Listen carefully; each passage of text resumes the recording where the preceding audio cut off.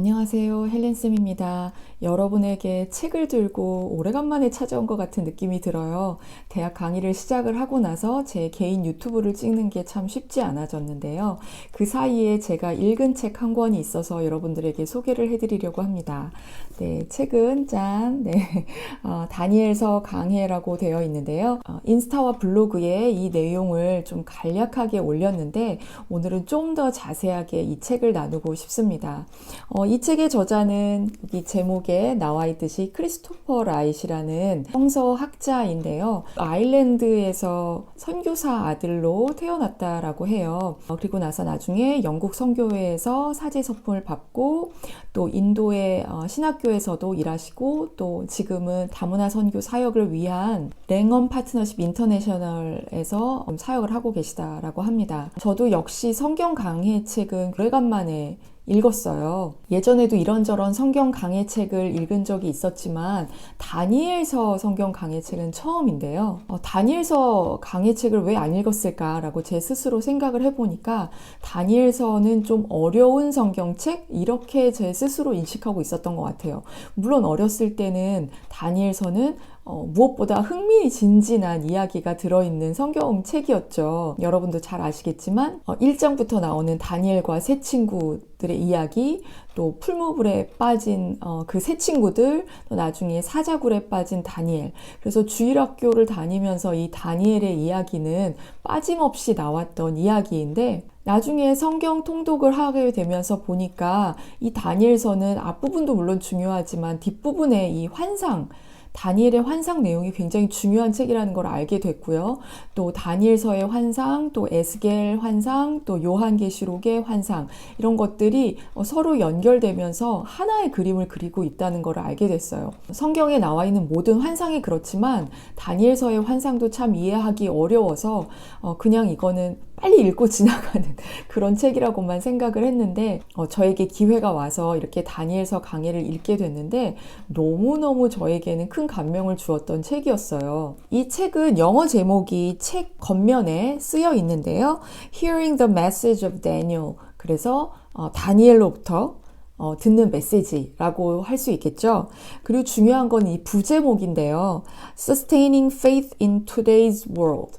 그러니까 오늘날의 세상을 살아가면서 이 믿음을 지킨다는 것이 어떤 것인지 이것이 부제목인데 우리나라 말 부제목도 오늘날 세상에서 신앙을 지키는 법이라고 되어 있는데요. 부제목에 나온 것처럼 우리가 지금 이 시대를 살면서 어떻게 신앙을 지킬 수 있을까 이 질문을 이 책은 우리에게 던지고 있는데 지금은 정말 코로나 사태 때문에 우리가 굉장히 이 믿음을 지키기가 어려운 시대에 살고 있잖아요. 다니엘은 예수님이 오시기 전 600여 년 전, 그러니까 지금으로부터 치면 한 2600년 전에 활동했던 사람인데 그때나 지금이나 혹은 이 책이 맨 처음에 강해 설교로 이루어졌던 1980년대나 이 시대가 우리에게 압박하는 것은 여전하고 우리는 세상과 이 신앙 사이에서 갈팡질팡하는 그런 삶의 모습을 똑같이 보여주고 있는 것 같아요. 제가 프롤로그를 여러분들에게 조금 읽어드리고 싶은데요.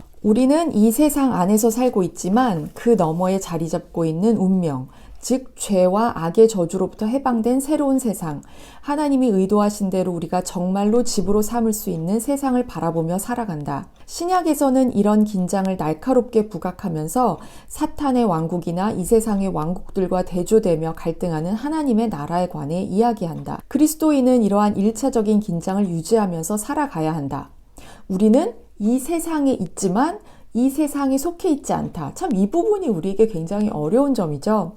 이곳은 여전히 하나님의 세상이기에 우리는 이 세상을 집으로 삼고 있지만 세상 자체가 하나님으로부터 너무나도 소외되어 있기에 우리도 이 세상으로부터 소외되어 있다. 그렇다면 그리스도인은 어떻게 지상의 왕국 안에서 살아가는 동시에 하나님 나라의 시민으로서 살 수 있을까? 더 구체적으로 어떻게 그리스도인은 어떤 다른 종교의 문화이든 세속적이며 점점 이교화되고 있는 서양 문화이든 낯선 비기독교적 문화 속에서 자신의 신앙을 증언할 수 있을까? 혹은 보존할 수 있을까? 어떻게 하면 오해나 고통, 위협, 심지어는 죽음과 같은 엄청난 대가를 치러야만 한다면 어떻게 그렇게 할 수 있을까? 이분은 인도에 있는 신학교에서도 일을 하셨기 때문에 인도 얘기가 종종 나오는데요. 나는 인도의 몇몇 그리스도인이 정말로 진지하게 사업을 하면서 정직함의 성경적 기준을 온전히 유지하기는 불가능하다고 말하는 것을 들었다. 자신들이 어떻게 하기를 원하든 간에 마쿠에서 주고받는 뇌물과 부패 없이는 사업하는 것 자체가 힘들며 더 솔직히 가능하기는 하지만 이를 위해선 엄청난 믿음과 용기가 필요하다고 말한다. 영국의 교사들은 또 이분은 또 영국에서도 많이 지내셨기 때문에 영국 이야기도 많이 나오는데요. 영국의 교사들은 기독교에 대한 적대적인 분위기를 지적하면서 기독교 신앙에 대한 헌신을 공개적으로 드러내어 세뇌 교육이나 불관용이라는 비난을 받게 되면 징계 조치가 내려질 것이라는 위협을 받기도 한다.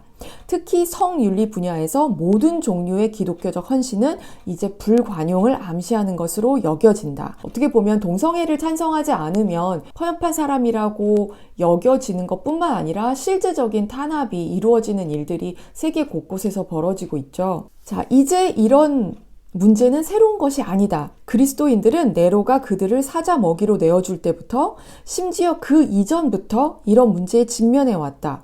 유대인들 역시 그들의 역사 내내 같은 문제에 직면했다. 가장 비극적인 것은 그들이 스스로 기독교 국가라고 주장하던 나라들로부터 끔찍한 박해를 당하기도 했다. 따라서 성경이 이런 문제에 많은 관심을 기울인다는 사실에 놀랄 필요가 없다. 다니엘서에서는 다니엘과 친구들의 이야기를 통해 또한 그가 받은 환상을 통해 이 문제를 정면으로 다룬다. 비기독교 국가와 문화 속에서 그리스도인으로서 살아간다는 것은 무엇을 뜻하는가? 어떻게 우리는 세상 속에서 살면서도 세상이 우리를 소유하여 세상의 타락한 가치와 전제라는 틀 안으로 우리를 억지로 밀어넣지 않게 할 수 있을까? 네, 이 질문을 프롤로그에서 던지는데요. 이 질문에 대한 답이 이 한 권 내내 흘러가고 있습니다. 이 책의 흥미로운 점들은 너무너무 많았는데요. 그 중에서 몇 가지만 여러분들에게 소개해드리고 싶은데 첫 번째는 바로 다니엘서 1장에 나오는 이야기예요. 방금 전에 프롤로그에서 나온 것처럼 세상 속에서 살고 있으면서도 어떻게 우리의 믿음을 지킬 수 있는가. 우리가 직장 생활도 해야 되고 또 아이들은 학교에 가야 된단 말이죠.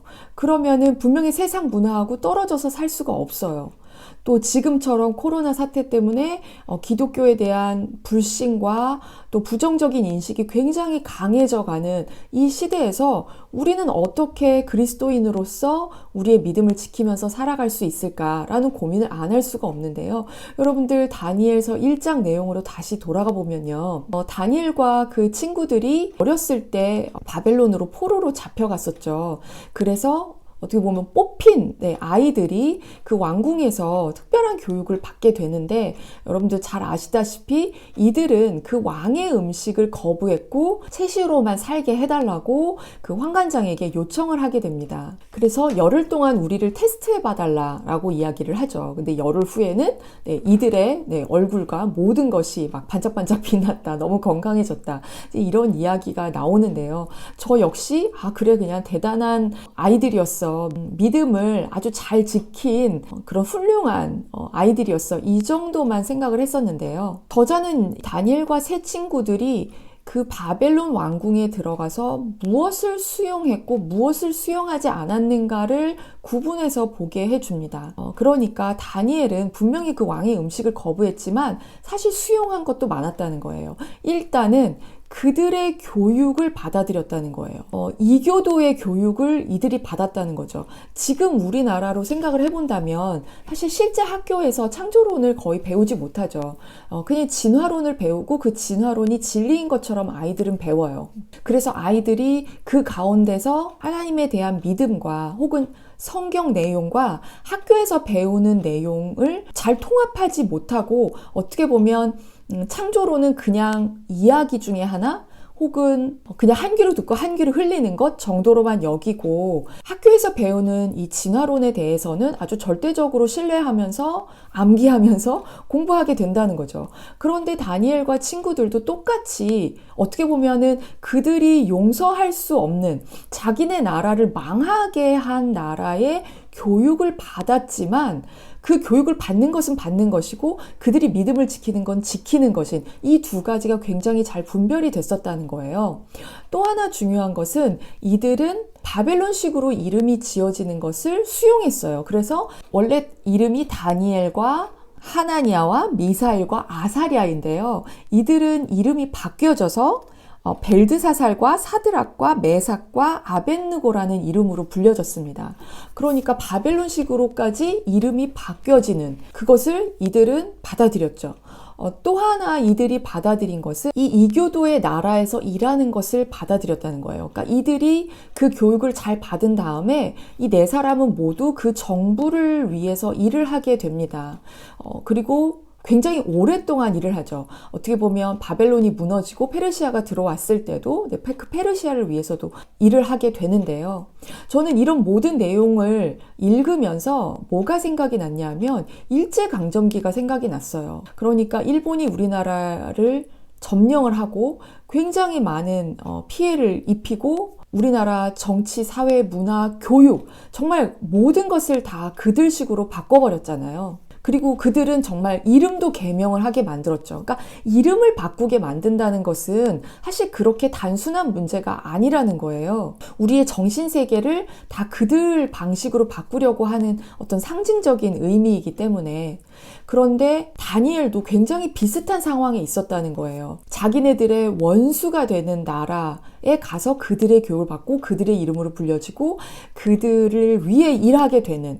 그렇지만 그들은 우리가 지금 인식하고 있듯이 정말 믿음의 사람들이었어요. 어떻게 보면 우리보다 더 훌륭한 믿음의 사람들이었어요. 그렇다면 이건 뭐지? 어떻게 그들은 이교도 문화 속에서 교육과 정치와 사회 문화 모든 것을 인정하는 것처럼 보여졌지만 동시에 그들의 핵심 믿음은 여전히 유지하고 있을 수 있었을까? 55페이지에 보면 이런 이야기가 나와요. 말도 안 되는 일이다. 그렇게 많은 것을 받아들인 후에 왜 음식처럼 사소한 것에 목숨을 건단 말인가? 그들이 얼마나 많은 것을 받아들일 준비가 되어 있는지를 생각하면 그들이 왕이 내려주는 고기와 음식을 삼킬 수 없었던 이유를 이해하기 어렵다. 진짜 이 책을 보면서 그런 생각이 드는 거예요. 아니, 교육도 다 받아. 이름도 바꿔. 그 나라를 위해서 일해. 아니, 음식 정도야 먹을 수 있지 않았나? 우리도 정말 세상 음식을 다 먹잖아요. 그죠? 더더군다나 이 책에도 나오지만 왕성한 식욕을 가지고 있었던 이 네 소녀는 무엇 때문에 3년 동안 날마다 식욕을 돋우는 왕의 진미를 거부하겠다고 마음먹었을까? 이 저자는 두 가지로 설명하고 있는데요. 특별히 두 번째를 보면 음식은 왕에 대한 언약적 충성을 상징했을 수도 있다라고 이야기를 합니다.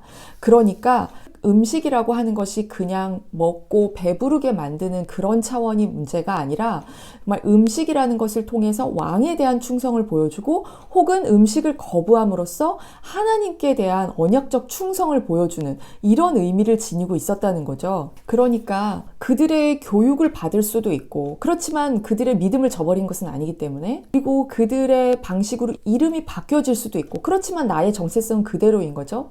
예레미야 선지자가 이야기했듯이 그 나라를 바벨론을 위해서 기도하고 바벨론이 잘 되도록 해야 된다라고 이야기한 것에 정말 충실하게 다니엘과 그 친구들은 그 나라를 위해서 열심히 일을 했어요. 그렇지만 음식을 통한 어떤 충성은 그들에게 바치지 않았다는 거예요. 정말 나의 충성이 어디로 향하느냐 그 부분에 대한 것을 이들은 기억하고 지켰다는 것을 의미를 합니다. 그러니까 우리가 일상생활을 살면서 우리의 아이들이 학교에서 진화론을 배울 수도 있고 또 우리가 당연히 이 땅의 정부를 위해서 일하고 또 직장을 위해서 일할 수도 있고 그렇지만 중요한 것은 우리가 어디에 충성을 다할 것인가 우리가 세상에 충성을 다할 것인가 아니면 하나님께 충성을 다할 것인가 그 부분에 대한 분별을 우리가 해야 된다라고 하는 것을 이 책에서 보여주고 있습니다. 이 책에서 이야기를 하면서 그런 질문을 던져요. 어디에 선을 그어야 할 것인가?